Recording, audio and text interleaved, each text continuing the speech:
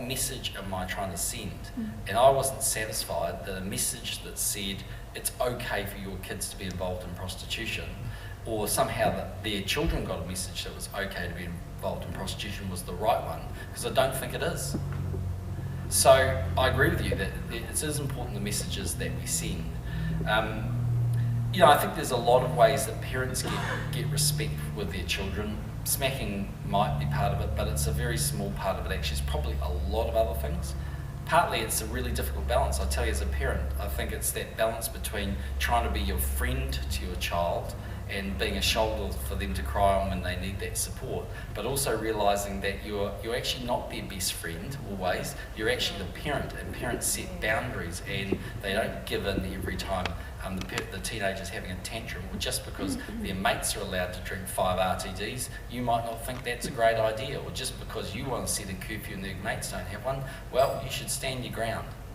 So I think there's a whole lot of things in there that build respect and boundaries. It's not just one individual thing. Okay, thank you. Nicola, down the back, is it? Hi, I'm Nicola, mother of 4. Phil Goff stood there earlier and said he smacked his children. I'm sure you have. Yeah. I have. I guess the issue I have is that freedom I feel has been taken away from me. You got my vote at the election.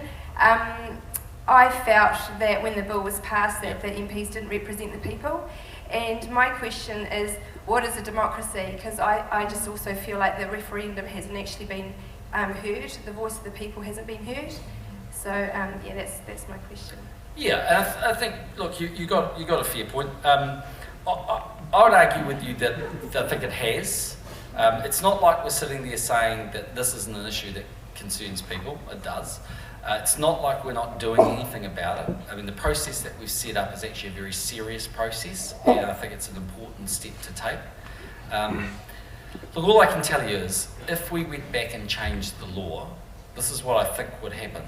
There would be a very intense debate in New Zealand, and those that are opposed to smacking would run a very ferocious campaign, and at the end of that process, right or wrong, some people would feel quite differently about it. And I just think that, in a way, I think parents are sending a message, but the message can be heard in lots of ways. If I thought the police weren't going to administer it the way I want it to be, and if I thought Child, Youth and Family wouldn't administer it the way it would be, then you have no option but changing the law.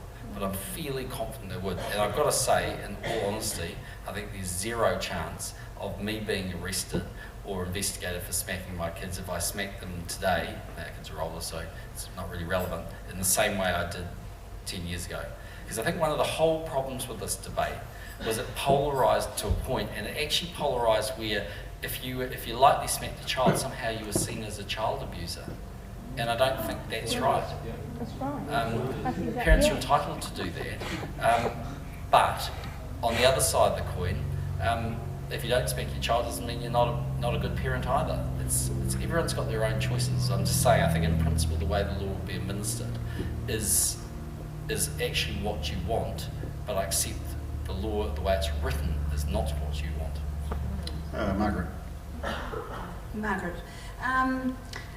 We're all here because we've got a concern about family life and strengthening family life, strengthening marriages and things. And there are groups, in particular I'm thinking of Parenting Inc., that are doing an amazing work in the community, in high schools, of the Attitude Program, 85% of high schools with that program in, which is addressing with teenagers issues, right across the spectrum, in developing them as people and self-confidence, and in them as potential parents, which I think is huge. They're also doing all this amazing work in the community, strengthening, helping parents with their parenting and with their marriages. My question is the national government going to give them any support for what they do, and other organisations that are doing those sorts of things? In short, we take Parents Inc. out of the equation in terms of answering the question. are we going to support parenting programs and the sorts of things that Parents Inc. do? The answer is yes. And we already are, and we have intentions to do more. And one of the reasons we put Bruce on the Families Commission with Christine is we have a huge amount of respect for him and what that organisation has done. It's also one of the reasons why we, in the Queen's Birthday Honours, acknowledged Ian Grant, was because of the work that he's done. So I personally think they're a tremendous organisation, and I don't want to go into their specific funding because it's unfair on them, but in principle, look, I think we sometimes just imagine that people will be great parents because they have a child. Well, actually, having a child is not necessarily the qualifications for being a great parent. And we could all learn to be better parents and do things in different ways. And whether you end up reading a Nigel Latta book or going off to a Parents Inc. course or watching a TV show about it, I mean, there's a lot we can learn, and we want to encourage that. One thing I will say to you, and that's one of the things that I think is the strength of an organisation like Parents Inc., Bruce will tell you, they don't want 100% government funding. You don't want to be reliant solely on the government. It's a terrible place to be in because the next government can come along and say no. So it's actually better to have a bit of a mixture there. Okay, we've got time for two more, and Ray's one of them. Mr. Key, my name's Ray Curl, father of four. I just wanted to ask a quick question. Well, first of all, I'm glad that you're targeting P and those areas. Are you also aware, or the powers to be also aware of how huge the drug situation is? And I say that from a father of 2 children that got hooked on P, and they're now free of it, thank God. But now I'm seeing a 15-year-old in a school in the middle of Auckland, mixing with all his friends, all on dope. It's freely available in the streets of Mount Roskill. I'm just wondering how aware are the powers to be of the fact that it's endemic right through the schools. In Gisborne, where I was for 5 years, it was chaotic, but in Auckland it's just as bad. Yeah, and you are absolutely correct, and I think it's quite frightening. It's one of the reasons why I think the government does have to step up and have a real focus on trying to reduce drug usage and reduce the demand for that. And I wish there was just a silver bullet that we had in that regard. And it's equally true with alcohol. I was reading something in the paper the other day, and I can't remember, I think it was Italy from memory. They were saying they're thinking about for the first time ever having a drinking age in Italy because there's all this binge drinkings emerging.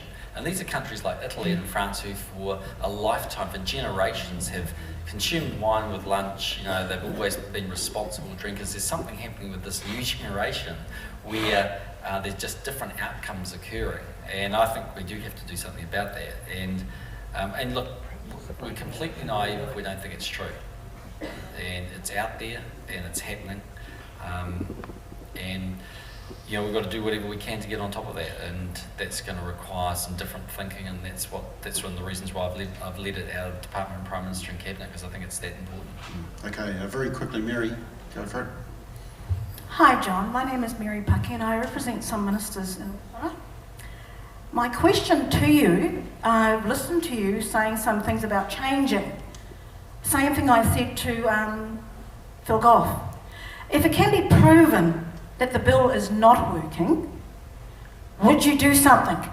And the answer is yes. I work in SIFS, in the Care and Protection, as a community representative on the Care and Protection panel. We say that the bill is not working. I have asked others in South Auckland what they think. They say the same. I'd like you to call the Care and Protection panel groups and talk with them about what is going on. I believe it's created worse problems. Yeah. I can't answer those specific things, but one of the things that's part of Nigel's responsibility to go through with Peter Hughes and Child, Youth and Family. And hopefully he can get to the bottom of that, we can refer him to that. And look, in the end, sometimes you just have to agree to disagree, and I understand your position on it. But let me just say one thing. When John's bill was drawn from the ballot, when the referendum was there, some of